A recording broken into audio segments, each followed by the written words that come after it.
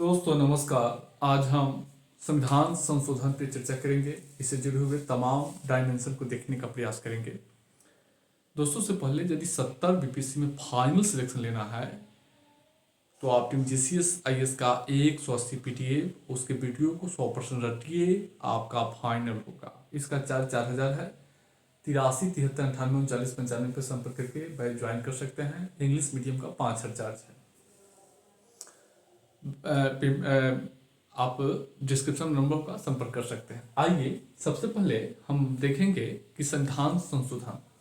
देखिए, संविधान एक जीवित और गतिशील दस्तावेज होता है। संविधान क्या होता है? एक जीवित और गतिशील दस्तावेज। जो संविधान हम लोग जो भारत का संविधान है वह एक जीवित दस्तावेज है, गतिशील दस्तावेज है। उसके सारे प्रावधान गतिशील है। जिस तरीके से आदमी में प्राण होता है तो गतिशील होता है, उस तरीके से संविधान गतिशील और जीवित होता है। जब आदमी में प्राण होता है, मान लीजिए हम ही में प्राण है, तो हमारी आवश्यकता बदलती रहती है देश काल परिस्थिति के अनुसार। मान लीजिए एक समय था कि हम जो है फुल पैंट पहनते थे फिर उसी में नया नया वर्जन आया, पैंट में शर्ट में भी नया नया वर्जन आया, नया नया वर्जन आया। पहले जो है बाल दूसरे रंग के सोचते थे, अब ऊपर सोच रहे हैं। बदलाव आया ना, बदलाव आया। आवश्यकता बढ़ती जाती है, बढ़ती जाती है। खान पान का भी आवश्यकता जो है, नए नए फूड आप जोड़ते रहते हैं अपने में।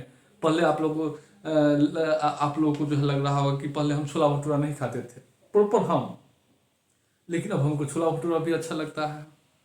आप लोगों को भी कुछ आइटम पहले जो है नहीं खाते थे, लेकिन बाद में अपने फूड बास्केट में आप जोड़े होंगे, फूड बास्केट में जोड़े होंगे, तो अब वो आवश्यकता आपका बढ़ा, उसको जोड़े आप अपने में, जोड़े कि नहीं। बहुत सारा चीज, मान लीजिए मोबाइल पहले हम नहीं रखते थे, बाद में मोबाइल रखने लगे, सब लोग रखने लगा, तो हम जोड़े कि नहीं, हमारी आवश्यकता बढ़ी। तो संविधान भी एक जीवित दस्तावेज है, गतिशील है। तो संविधान जब में प्राण है, जीवित है, तो संविधान को भी तो आवश्यकता होगा, उसमें भी तो उसकी भी आवश्यकता होगी। तो संविधान संशोधन की व्यवस्था इसलिए की जाती है कि संविधान भी अपनी आवश्यकता के अनुसार आगे बढ़े, अपने में बदलाव करे, नए चीज जोड़े। संविधान संशोधन की यही व्यवस्था है। समझ गए? हम अपने पर एग्जाम्पल दिए हैं ताकि किसी को और न लगे। तो समझ गए संविधान संशोधन। अब संविधान संशोधन की आवश्यकता कई कारणों से है। पहला, मानवीय आवश्यकता के विस्तार। जैसा कि आप जानते होंगे कि लोगों का आवश्यकता का विस्तार हो रहा है, हमारी भी आवश्यकता का विस्तार हो रहा है और आपका भी। एक समय था कि मोबाइल नहीं रखते थे, लैपटॉप नहीं रखते थे, आज तो सब आ गया है। मेरी आवश्यकता का विस्तार हुआ। विज्ञान और प्रौद्योगिकी के कारण क्या हुआ है कि मानव की आवश्यकता, आकांक्षा, उसकी सोच में विस्तार हुआ है, उसमें एम्पावरमेंट आया है। इस एम्पावरमेंट आया है, तो अगर संविधान में बदलती हुई आकांक्षा के अनुसार, आवश्यकता के अनुसार बदलाव नहीं होगा तो संविधान रद्दी की टोकरी हो जाएगा। इसलिए संविधान में मानवीय आवश्यकता के अनुसार बदलाव किए जाते हैं। अब देखिए, एक समय था कि महिला घर से बाहर नहीं निकलती थी, लेकिन आज महिला घर से बाहर नहीं, कहाँ नहीं पहुंच गई है यह कहिए। हाईली एम्पावरमेंट महिला का हुआ। हमको लगता है पुरुष से ज्यादा एम्पावरमेंट महिला का हुआ है कुछ क्षेत्रों में ज्यादा एम्पावरमेंट हम देख रहे हैं, समझ रहे हैं? तो महिला, अब महिला एम्पावरमेंट हुआ विज्ञान प्रौद्योगिकी के कारण ही। महिला में जागरूकता आई, तकनीकी ज्ञान के कारण महिला जागरूक हुई, बाहर आई। अब महिला मांग करने लगी कि अब हमको भी लोकसभा विधानसभा में आरक्षण दिया जाए। और उसकी मांग थी, क्योंकि संविधान तो जीवित दस्तावेज है, संविधान में भी प्राण है। अब संविधान में क्या हुआ, 128वां संविधान संशोधन द्वारा जोड़ दिया गया कि अब आपको ही मिलेगा, जाइए। 1/3 आरक्षण दे दिया गया। लोकसभा विधानसभा में नारी शक्ति बंधन अधिनियम के तहत 128वां संविधान संशोधन के तहत मिला। इसी तरीके से पिछड़ा वर्गों में चेतना आया, उनमें आरक्षण की स्थिति पैदा हुई, उनको आरक्षण दे दिया गया। ईडब्ल्यूएस को लोग, ईडब्ल्यूएस वाले जो है लोग मांग करने लगे कि नहीं नहीं हमको भी मिलना चाहिए, उनको भी 10% मिल गया। तो जब आवश्यकता का विस्तार होना, अब ईडब्ल्यूएस को आवश्यकता था, अगर सच पूछिएगा तो दुरुपयोग तो हो रहा है, लेकिन ऊपरी जाति के भी लोगों में भी गरीबी आ गई थी। हम बहुत लोगों को देखे इसलिए उनको भी मिला। जो SC ST है उनमें पहले से स्थिति थी तो उनको भी मिला, महिलाओं को भी मिल गया, सबको। तो ये संविधान प्राण है, जीवित है, तभी तो आपको मिला है। तो आवश्यकता आपका बढ़ा, EWS लोगों को आवश्यकता मिला तो संविधान में संशोधन किया गया। नारी शक्ति बंधन अधिनियम के तहत महिलाओं को आवश्यकता बढ़ी कि नहीं उसको मिलना चाहिए, तो संविधान में संशोधन किया गया, मिला। अब सामाजिक आर्थिक न्याय के लिए संविधान में जो बदलाव किए जाते हैं, सामाजिक आर्थिक न्याय के लिए बहुत सारे बदलाव जो है, चूंकि शासन का जो भारत में वेलफेयर स्टेट है, लोक कल्याणकारी राज्य है, लोक कल्याणकारी राज्य में सामाजिक आर्थिक न्याय के लिए, चूंकि सामाजिक आर्थिक न्याय बदलता रहता है, धीरे धीरे उसमें विकास होता है। जब विकास होगा तो निश्चित रूप से उसके लिए जो है न्याय, मान लीजिए SC ST को लोकसभा में आरक्षण प्रारंभ में 10 साल था, फिर 10 साल, फिर 10 साल, लगातार बढ़ रहा है, क्योंकि सामाजिक आर्थिक न्याय बढ़ाना है, बढ़ता जा रहा है। एक समय था सामाजिक आर्थिक न्याय के लिए संपत्ति के अधिकार को मौलिक अधिकार में से हटा दिया जाए, क्या किया गया, 44वें संविधान द्वारा उसको हटा दिया गया, संशोधन द्वारा, 44वें संविधान संशोधन द्वारा। तो सामाजिक आर्थिक न्याय के लिए भी संविधान में बदलाव किए जाते हैं।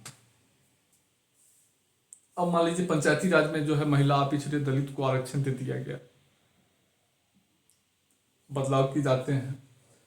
और संविधान में बदलाव इसलिए किए जाते हैं, संशोधन इसलिए किए जाते हैं ताकि नए मुद्दों को जोड़ा जा सके। समझ रहे हैं, जिस तरीके से आप बढ़ते हुए जब डेवलपमेंट करते हैं तो आप भी अपने जो लाइफ स्टाइल में बहुत सारा चीज को जो है जोड़ लेते हैं, बहुत सारा चीज को जोड़ लेते हैं। उसी तरीके से संविधान भी अपने अनुसार जोड़ लेता है और वर्तमान को प्रासंगिक। संविधान वर्तमान जो है जनता का आकांक्षा का प्रतिबिंब होता है। मेरा भी आकांक्षा का प्रतिबिंब संविधान ही है। तो हमारी विश्वास संविधान पर बना रहे, इसलिए संविधान को भी हमारे विश्वास के अकॉर्डिंग चलना चाहिए, विश्वास के। चूंकि मेरा भी विश्वास बढ़ता जा रहा है, अब मेरा भी इच्छा था कि नहीं EWS को आरक्षण मिलना चाहिए। मुझे जो लगा गरीबी तो है, इसमें अगर तटस्थता से देखेंगे ना तो मिलना चाहिए। समाज में एक समतामूलक समाज के लिए किसी को कहने का अधिकार नहीं हो कि उसको मिल रहा है हमको नहीं मिल रहा, सबको दे दो। महिला को भी मिलना चाहिए। महिला जो है अपने जो, चूंकि सबसे पीड़ित महिला है, हम देख रहे हैं, लेकिन कुछ मामलों में बहुत आगे हैं, लेकिन लोकसभा विधानसभा में 75 वर्षों में आज तक उनकी प्रतिनिधित्व जो है पार्लियामेंट में जो है लैंगिक अंतराल देखने को मिल रहा है। तो मेरा भी इच्छा है कि नहीं, लैंगिक अंतराल नहीं होनी चाहिए, जो लैंगिक विषमता है वो दूर होना चाहिए। तो मेरी भी विश्वास थी, संविधान उसको पूरा किया। अगर बदलने की व्यवस्था नहीं रहती तो फिर संविधान पर मेरा विश्वास डगमगा जाता। तो वर्तमान में प्रासंगिक बनाए रखने के लिए भी संविधान में बदलाव किए जाते हैं। ये सारे पॉइंट PDF में होगा, उसको बार बार रखिएगा। आइए हम चर्चा करेंगे भारतीय संविधान नम्य और अनम्यता का सामंजस्य है। कहा गया है कि भारतीय संविधान नम्यता अनम्यता यानी लचीलापन और कठोरता का सम्मिश्रण है, सम्मिश्रण या सामंजस्य है। तो अगर आप देखेंगे तो नम्य संविधान वह होता है, लचीला संविधान होता है जिसमें बदलाव करने के लिए साधारण बहुमत की जरूरत होती है, और कठोर संविधान वह होता है जिसमें बदलाव करने के लिए विशेष बहुमत के साथ साथ कम से कम आधे राज्यों की अनुसमर्थन की जरूरत होती है। अगर भारत में देखेंगे तो दोनों जो है स्थिति है। भारत के संविधान के कुछ अंश साधारण बहुमत से संशोधन किए जाते हैं, कुछ अंश विशेष बहुमत से संशोधन किए जाते हैं, कुछ अंश विशेष बहुमत के साथ साथ आधे राज्यों के अनुसमर्थन से जो है संशोधित किए जाते हैं, बदलाव किए जाते हैं। इसी आधार पर कहा जाता है कि भारत का संविधान लचीला और कठोरता का सम्मिश्रण है, सामंजस्य है। अब देखिए कुछ ऐसे प्रावधान है जो साधारण बहुमत से जो है संसद के दोनों सदनों के साधारण बहुमत से बदलाव किए जाते हैं, जैसे नए राज्यों के निर्माण, अनुच्छेद 373(2) संसद के विशेषाधिकार, 5वीं 6ठी अनुसूची, विधान परिषदों के उत्साधन या निर्माण, राष्ट्रपति, उपराष्ट्रपति, उच्चतम न्यायालय के न्यायाधीशों के वेतन भत्ते। इसमें बदलाव करने के लिए सामान्य साधारण बहुमत की जरूरत होती है। संसद के दोनों सदनों के साधारण बहुमत की जो है जरूरत पड़ती है, इसलिए इसको नम्य कहा गया है। इन तो संविधान में कुछ अंश है और संविधान के कुछ अंश ऐसे हैं जिसमें बदलाव करने के लिए विशेष बहुमत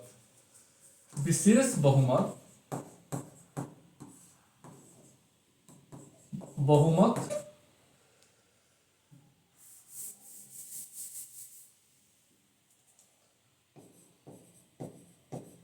विशेष बहुमत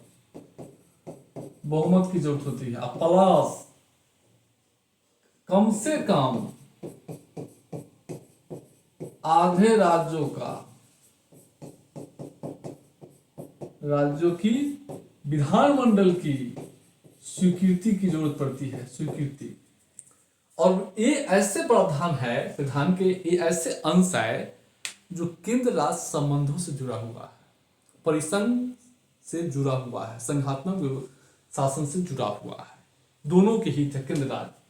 तो विशेष बहुमत का अर्थ क्या है कि संसद के प्रत्येक सदन की उपस्थित और मतदान करने वाले सदस्यों के 2/3 बहुमत और साथ ही साथ प्रत्येक सदन में उपस्थित सदस्यों के, प्रत्येक सदन में कुल सदस्यों का बहुमत, यानी उपस्थित मतदान करने वाले सदस्यों के 2/3 पहला बहुमत होनी चाहिए। दूसरा, उस संसद के कुल सदस्य संख्यों का, कुल सदस्य संख्याओं का बहुमत, यानी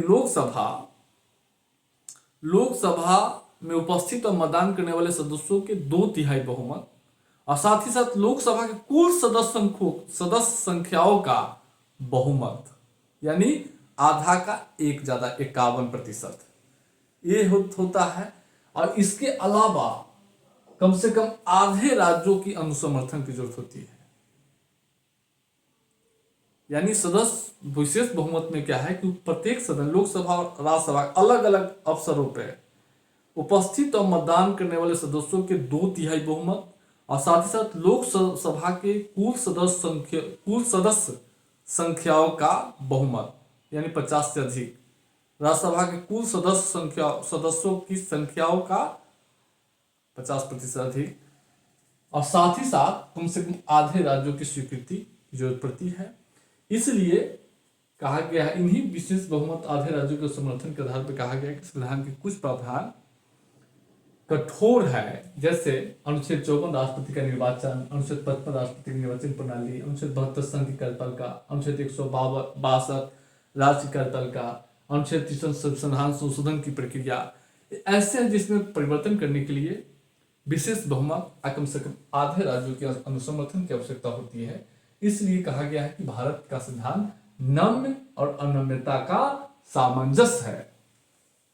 आइए बाकी पीढ़ी पढ़िएगा।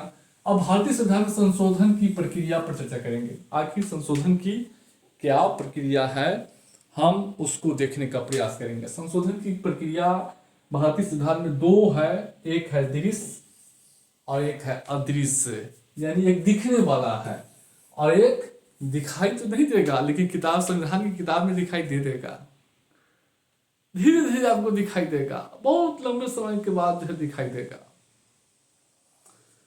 तो दृश्य प्रक्रिया, पहले अदृश्य समझ लीजिए, उसके बाद दृश्य पर पूरा खेल करेंगे।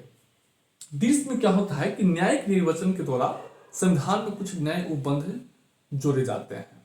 न्यायालय संविधान की जो शब्द होते हैं, अनुच्छेद होते हैं, उसकी व्याख्या करते हैं और एक निश्चित अर्थ प्रदान करते हैं। जैसे कोलिजियम व्यवस्था में प्रावधान था कि राष्ट्रपति भारत के मुख्य न्यायमूर्ति के परामर्श से किसका नियुक्ति करेगा, मुख्य न्यायाधीश से उच्चतम न्यायालय के न्यायाधीशों की, उच्च न्यायालय के न्यायाधीशों की नियुक्ति करेगा। राष्ट्रपति किसके, मुख्य न्यायाधीश के परामर्श से। लेकिन उच्चतम न्यायालय उसको क्या किया, परामर्श नहीं है, वहां परामर्श का अर्थ सहमति है। तो नया अर्थ हो गया, संविधान में आया। बुनियादी ढांचा का सिद्धांत संविधान में पहले था नहीं, तो न्यायिक निर्वाचन के द्वारा संविधान में बुनियादी ढांचा का जो है व्यवस्था किया गया। संसद की संविधान संशोधन की शक्ति, ऐसा संविधान नहीं था कि संसद जो है, संसद के संविधान में संशोधन की शक्ति को न्यायालय जो है समीक्षा कर सकता है। अब संसद के संविधान संशोधन की शक्ति पर न्यायालय समीक्षा कर सकता है, समीक्षा का प्रावधान किया गया। ये नया प्रावधान हो गया है। तो कोलेजियम, बेसिक स्ट्रक्चर, ये सब कैसे संविधान में आ गया? तो न्यायिक निर्वाचन से ही आया है। बहुत ऐसे अनुच्छेद है जो है, बहुत ऐसे प्रावधान है जो न्यायिक निर्वाचन से, लेकिन आपको लंबे समय के बाद आपको दिखेगा। अब हम लोग असली जो है, ये जो है असली है डिस औपचारिक। अनुच्छेद 368 में संविधान संशोधन की प्रक्रिया विहित की गई है, जिस प्रक्रिया है, और इस प्रक्रिया को हम एक एक करके देखिए। कोई भी संविधान संशोधन विधेयक को संविधान में बदलाव करने के लिए पहले विधेयक बनाया जाता है, कानून बनाया जाता है। उस कानून को एक नंबर दिया जाता है, 128वां अभी नारी शक्ति है। तो क्या है, 128वां संविधान संशोधन द्वारा जोड़ा गया है। तो अब विधेयक को पूरा स्थापित, 73वां संविधान संशोधन द्वारा पंचायती राज व्यवस्था को संविधान दर्जा दिया गया। तो संविधान में बदलाव जो किए जाते हैं उसमें क्या किया जाता है कि पहले विधेयक संसद के किसी भी सदन में पुनः स्थापित किया जाएगा, प्रस्तुत किया जाएगा।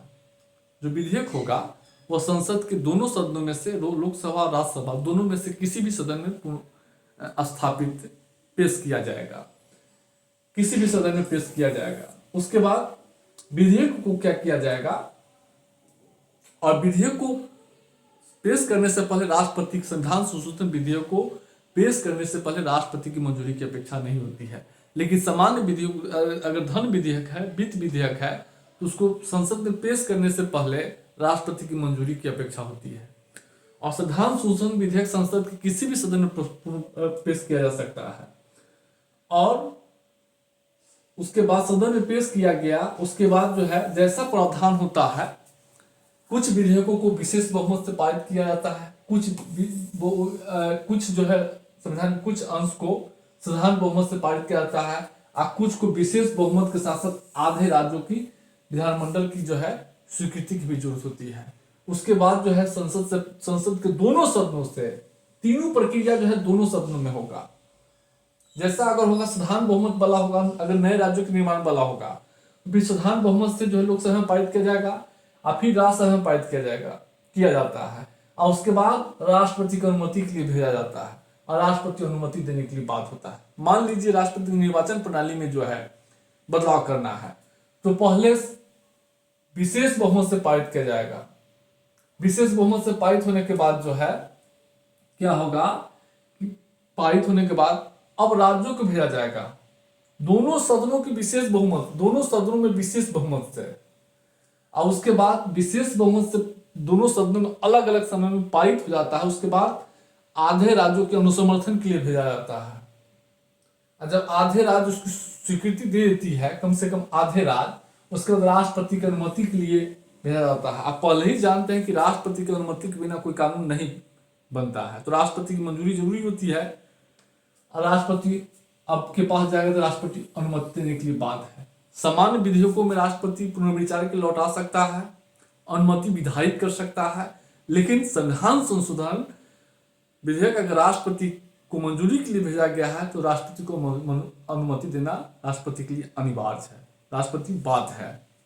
यह है, अगर किसी कारणवश संविधान संशोधन विधेयक में लोकसभा राज्यसभा में मतभेद हो जाए तो उसके लिए संयुक्त बैठक का व्यवस्था नहीं है। प्रत्येक सदन से साधारण बहुमत वाला हो, विशेष बहुमत वाला हो, पूरी प्रक्रिया से जो है पारित किया जाएगा। उसमें असहमति अगर हो गया तो उसकी दूर करने की कोई व्यवस्था नहीं है, और पुनर्स्थापन के लिए राष्ट्रपति की मंजूरी की अपेक्षा नहीं है। तो यही संविधान संशोधन की प्रक्रिया है, समझ रहे हैं। जैसा कि पहले ही बताया है, कुछ संविधान के कुछ अंश में बदलाव करने के लिए साधारण बहुमत की जरूरत होती है, और इस साधारण बहुमत से जो है संसद के लोकसभा से पारित करना पड़ेगा, राज्यसभा से, और फिर राष्ट्रपति की मंजूरी होगी, कानून बन जाएगा, संशोधन हो जाएगा। लेकिन कुछ संविधान के कुछ अंश में बदलाव करने के लिए विशेष बहुमत और आधे राज्यों की जो है जरूरत होती है।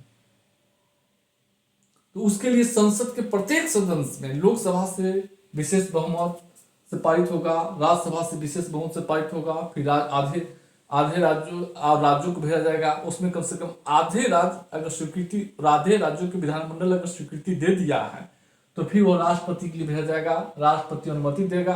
राष्ट्रपति अनुमोदित रोग पुनर्विचार के लिए नहीं लौटा सकता है, मंजूरी देने के लिए राष्ट्रपति बाध्य है। तो संविधान संशोधन की प्रक्रिया यही है। अब हम आगे देखेंगे। अब संविधान संशोधन की प्रक्रिया की आलोचना किस आधार पर कर सकते हैं? तो सबसे बड़ा आलोचना है कि राज्य विधानमंडल से पुष्टि की समय सीमा निर्धारित नहीं है। जैसा कि आप जानते हैं कि हम अभी आपको बोले हैं कि अगर परिसंघ से जुड़े हुए, संघात्मक व्यवस्था से जुड़े हुए संविधान के कुछ अंश अब में अगर आपको बदलाव करना है तो विशेष बहुमत से पारित होगा। संसद के दोनों सदनों से अलग अलग रूप में विशेष बहुमत से पारित होगा और कम से कम आधे राज्यों की स्वीकृति के लिए भेजा जाएगा। अब आधे राज्यों के पास भेज दिया गया है, लेकिन वह समय निर्धारित नहीं है संविधान में कि राज्य कब जो है स्वीकृति देगा, अपना अनुसमर्थन देगा। इससे क्या होता है? विलंब होता है, राज्य टाल मटोल करता है, कानून बनने में, संविधान में बदलाव करने में देरी होती है। हम आपको भेज दिया, लेकिन आपको एक टाइम ही नहीं है कि आप कितना दिन में मंजूरी देंगे। अब आपके ऊपर है, मनमर्जी है। तो वही राज्य के ऊपर मनमर्जी है कि राज्य कब सैंक्शन करेंगे, अनुसमर्थन देंगे। तो ये बड़ी कमी है संविधान में। इससे क्या होता है? संविधान में बदलाव करने में देरी होती है। दूसरी बात, दोनों सदनों में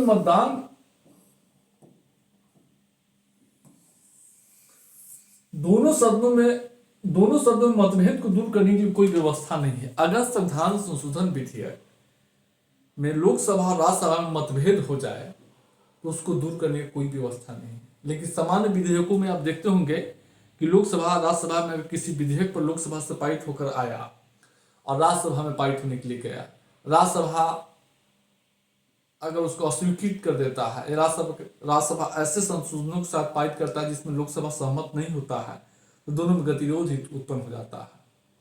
अब उस गतिरोध के दूर करने के लिए राष्ट्रपति अनुच्छेद 108 के तहत संयुक्त बैठक बुलाता है और उसमें जो है गतिरोध को दूर करता है। लेकिन संविधान संशोधन विधेयक में अगर कोई सदन मानिए लोकसभा से पारित हुआ, राज्यसभा में गया, राज्यसभा सहमत नहीं है, या राज्यसभा से पारित हुआ, लोकसभा में गया, लोकसभा सहमत नहीं है, तो फिर संयुक्त बैठक का कोई व्यवस्था नहीं है। ये बड़ी कमी है। और संघात्मक व्यवस्था में क्या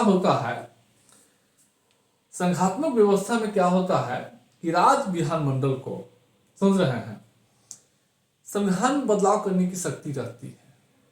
सामान्यतः राज्य विधानमंडल को भी संविधान में बदलाव करने की शक्ति होती है। लेकिन भारत में अगर देखेंगे, संविधान में जो बदलाव करने की जो शक्ति है वो संसद को है। बदलाव की शुरुआत जो है संसद में होती है, संसद के किसी भी सदन में शुरू हो सकती है। राज्य विधानमंडल बदलाव की शुरुआत नहीं कर सकता है, यानी संविधान संशोधन विधेयक राज्य विधानमंडल में प्रस्तुत नहीं किया सकता है। अगर कोई राज्य चाहे कि हमको संविधान में बदलाव करना है तो उसकी पहल नहीं कर सकती है, वह संसद ही कर सकती है। तो संघात्मक शासन व्यवस्था के अनुकूल नहीं है। और यही नहीं, राज्य विधानमंडलों को पहल करने की शक्ति भी नहीं है। साथ ही साथ संविधान में कुछ ऐसे भी प्रावधान है जिसमें राज्य विधानमंडल की कोई भूमिका ही नहीं है। अब जैसे कि साधारण बहुमत से जो पारित किया जाता है उसमें तो राज्य विधानमंडल को जरूरतें नहीं है। संविधान के कुछ ऐसे अंश है जो विशेष बहुमत से पारित किए जाते हैं, उसमें भी राज्य विधानमंडल कोई शक्ति नहीं है। तो यह संघात्मक शासन व्यवस्था के अनुकूल नहीं है। यह आलोचना आप देख लिए, बाकी पीडीएफ में पढ़िएगा, सब मिल जाएगा। अब सामाजिक परिवर्तन के रूप में संविधान संशोधक देखेंगे। आखिर सामाजिक परिवर्तन, देखिए सामाजिक परिवर्तन का अर्थ क्या है, पहले यह जानना जरूरी है। देखिए सामाजिक परिवर्तन का अर्थ है कि समाज में लोगों के राजनीतिक, आर्थिक और सामाजिक उत्थान की जो है के लिए जो है पर्याप्त व्यवस्था करना। सामाजिक परिवर्तन यानी सामाजिक परिवर्तन का अर्थ है कि एक ऐसा व्यवस्था जिसमें आम जनता के जो है सामाजिक, आर्थिक, राजनीतिक उत्थान हो सके। और आम जनता के सामाजिक, आर्थिक, राजनीतिक उत्थान के लिए ही संविधान में बदलाव किए जाते हैं। तो अगर आप देखेंगे तो भारत के संविधान में कई ऐसे संशोधन किया गया है जो सामाजिक परिवर्तन के रूप में काम कर रहा है। पहला संविधान संशोधन के द्वारा ही देखेंगे जमींदारी प्रथा पर चोट किया गया, क्योंकि जमींदारी प्रथा के कारण समाज में एक सामंतवादी जो है ढांचा स्थापित था ब्रिटिश काल से ही। तो उस सामंतवादी ढांचा के कारण क्या था कि समाज में जो है एक भेदभाव होता था, जो लोगों के सामाजिक आर्थिक राजनीतिक उत्थान में बाधा करता था। राजा महाराजाओं का जो है दौर आज भी देखेंगे गांव में राजा महाराजा उसका एक अलग जो है कल्चर है, उस समाज में विशेषाधिकार बनकर रह रहा है। इससे क्या होता है लोगों को जो है इससे समाज में असमानता बढ़ता है, विद्रोह होता है, शोषण होता है लोगों को।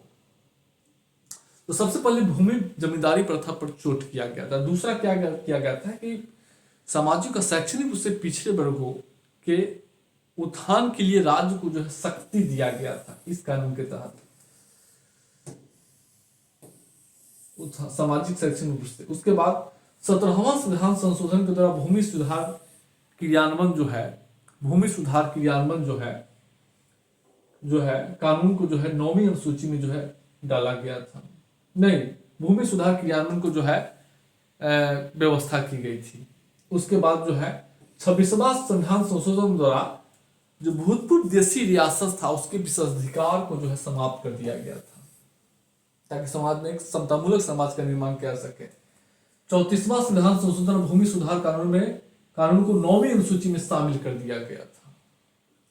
उसके बाद 44वां संविधान संशोधन द्वारा संपत्ति के अधिकार को मौलिक अधिकार से समाप्त कर दिया गया। संपत्ति के अधिकार को मौलिक अधिकार से समाप्त कर दिया, सूची से समाप्त कर दिया गया।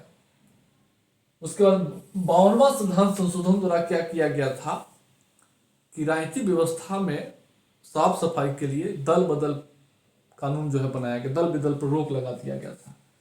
61वां संविधान संशोधन द्वारा मताधिकार की वयस्क मताधिकार की आयु जो है कम कर दिया गया था। 73वां संविधान संशोधन पंचायती राज को संवैधानिक दर्जा दिया गया और इस संविधान संशोधन द्वारा पंचायती राज संस्थाओं में पिछड़े महिला और अनुसूचित जनजाति के लिए आरक्षण की व्यवस्था की गई। 42वां संविधान संशोधन द्वारा अनुसूचित जाति जनजाति के लिए सरकारी नौकरी में भर्ती के मानकों में छूट देने का प्रावधान किया गया। 85वां संविधान संशोधन द्वारा सरकारी नौकरी में अनुसूचित जाति जनजाति के लिए पदोन्नति में वरीयता देने का प्रावधान किया गया। उसके बाद जो है 86वां संविधान संशोधन द्वारा शिक्षा को मौलिक अधिकार घोषित किया गया। 103वां संविधान संशोधन ईडब्ल्यूएस को जो है आरक्षण दिया गया और 128वां संविधान संशोधन द्वारा अभी हाल ही में महिलाओं को आरक्षण दिया गया है। तो सामाजिक परिवर्तन के रूप में देख रहे हैं कि संविधान में विशेषाधिकार वर्ग को समाप्त किया गया है, भूमि जमींदारी प्रथा को समाप्त कर दिया गया, पिछड़े वर्गों अब जैसे कि लोकसभा विधानसभा में महिलाओं को आरक्षण दिया गया है, अनुसूचित जनजाति को आरक्षण दिया गया है, पंचायती राज संस्थाओं में पिछड़े वर्गों को, महिलाओं को, अनुसूचित जनजाति को आरक्षण दिया गया है, ईडब्ल्यूएस को आरक्षण दिया गया। इसके माध्यम से समतामूलक समाज का निर्माण किया गया है। सामाजिक परिवर्तन आ जाएगा इसी तरीके से, इसी पॉइंट को इलेबोरेट करना है आपको। पीडीएफ में लिखा हुआ है, सब देख लीजिएगा। आगे हम लोग देखेंगे 42वां संविधान संशोधन 1976 में क्या क्या नए प्रावधान जोड़े गए हैं, इसको देखना जरूरी है क्योंकि शॉर्ट क्वेश्चन हो सकता है आ जाए। तो प्रस्तावना में क्या जोड़ा गया था? पंथनिरपेक्षता, समाजवादी और अखंडता शब्द जो है जोड़ा गया। मूल कर्तव्य जो है 42वां संशोधन अधिनियम 1976 के द्वारा ही जोड़ा गया है। उसके बाद नीति निदेशक तत्व में जो है बच्चों के स्वास्थ्य विकास के लिए जो है बच्चों के स्वस्थ विकास के लिए कुछ प्रावधान जोड़े गए थे। केंद्र राज्य संबंध में शिक्षा, नाप तौल, जंगली जानवर, पक्षियों की रक्षा को राष्ट्र सूची से हटाकर समवर्ती सूची में शामिल किया गया। पर्यावरण की रक्षा जो है निर्देश तत्व में जोड़ा गया। कानूनी सहायता, निःशुल्क कानूनी सहायता के लिए जो है निर्देशक तत्व में प्रावधान किया गया। राष्ट्रपति राष्ट्र संघ का औपचारिक प्रधान है, इसको और क्लियर किया गया। इसमें कहा गया कि अनुच्छेद 74 के तहत राष्ट्रपति मंत्रिपरिषद की सहायता सलाह के अनुसार ही काम करेगा। तो इसमें जो है और स्पष्टता जो है प्रदान किया गया। राष्ट्रपति की सहायता सलाह के लिए मंत्रिपरिषद की जो रोल है उसमें। उसके बाद संसद और विधानमंडल का जो है कार्यकाल 6 वर्ष जो है कर दिया गया था, और उसके बाद अनुच्छेद 352 में भी कुछ बदलाव किए गए थे। तो इस प्रकार जो है मोटे तौर पर 7-8 पॉइंट शॉर्ट क्वेश्चन में जो है लिखिएगा, याद रखिएगा। उसके बाद जो है 44वां संविधान संशोधन 1978 के द्वारा भी संविधान में कुछ बदलाव किए गए हैं। सबसे बड़ा बदलाव क्या है कि संपत्ति के अधिकार को मौलिक अधिकार से हटा दिया गया। 39वां और 30वां संविधान संशोधन को रद्द कर दिया गया। उसके तहत जो संविधान में जो जोड़ा गया था उसको रद्द किया गया। और यह भी जोड़ा गया कि आपातकाल संविधान के जो आपातकालीन प्रावधान है उसको दुरुपयोग को रोकने के लिए कई उपाय किए गए, जिसमें ये भी उपाय किया गया कि आपातकाल के दौरान भी अनुच्छेद 21 यानी प्राण एवं दैहिक स्वतंत्रता के अधिकार को निलंबित नहीं किया जा सकता है। और इसमें यह भी कहा गया कि अनुच्छेद 352 की घोषणा जो है युद्ध, बाह्य आक्रमण, सशस्त्र विद्रोह के आधार पर ही की जा सकती है। पहले अभ्यंतरिक अशांति था, उसको हटा दिया गया। और यही कहा गया, इसमें यह भी नया प्रावधान जोड़ा गया कि राष्ट्रपति आपात की घोषणा तभी करेगा जब संघ के मंत्रिमंडल लिखित रूप से राष्ट्रपति को देगा। पहले ऐसा प्रोविजन नहीं था। तो यह स्थिति है। उसके बाद लोकसभा विधानसभा का कार्यकाल घटाकर 5 वर्ष कर दिया गया। और एक और प्रावधान किया गया कि मान लीजिए कोई विधेयक राष्ट्रपति मंत्रिपरिषद कोई निर्णय लेता है तो राष्ट्रपति के विचार के लिए भेजा जाता है। तो राष्ट्रपति के पास एक और विकल्प दिया कि राष्ट्रपति पुनर्विचार के लिए भी एक बार वापस कर सकता है, लेकिन दूसरी बार अगर विचार मंत्रिपरिषद पारित करके भेजा है तो राष्ट्रपति अनुमति देने के लिए बाध्य है। तो एक कुछ प्रावधान है जिसको जो है हम आपको बता दिए हैं, मोटे तौर पे शॉर्ट क्वेश्चन के लिए बताए हैं। 5-6 पॉइंट याद रखिएगा, जो कि मेरा मानना है कि 70 में आप लोगों का फाइनल होगा। फाइनल तभी होगा जब हर छोटी छोटी बात आप ध्यान रखेंगे। बेशक 4 पॉइंट 5 पॉइंट, लेकिन दिमाग में रहना चाहिए। तो यह स्थिति है। अब हम आगे चर्चा करेंगे, अब नेक्स्ट चर्चा करेंगे।